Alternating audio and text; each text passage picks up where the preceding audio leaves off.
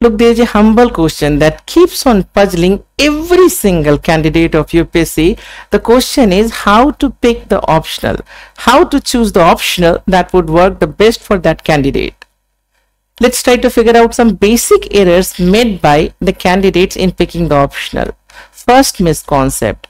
They try to choose a subject that is maximum scoring.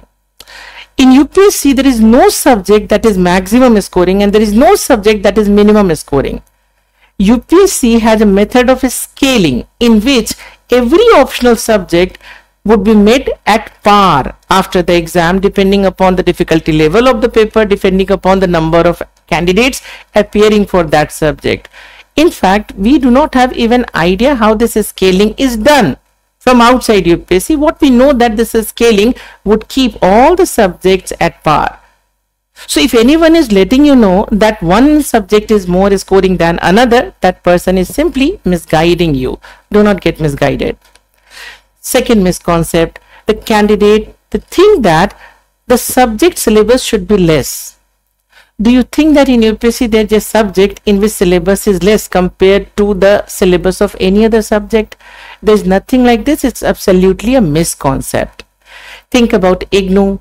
IGNOU has got a credit system. For example, in graduation, 30 hours would make one single credit. So whether you are reading history or you are reading Hindi literature or you are reading mathematics, they exactly know in 30 hours how much you can actually study. So when IGNOU can be this scientific in figuring out that there should be equality in syllabus for all the subjects even in graduation, think about UPSC how scientific a body it is. It would always make all the subjects equal in the weightage of syllabus. Third concept, misconcept of the candidates is that they think that if more number of candidates they are picking a subject, then they should also pick that. That's a safe subject. Absolutely wrong idea, because first of all, more number of candidates would create the competition more stiff in that particular subject. Second, UPSC has the habit of changing the pattern. So if one subject is getting more result in one particular year, next year it absolutely might not bring the result in that proportion at all. So please do not follow the crowd. You should follow your own intellect in picking the subject.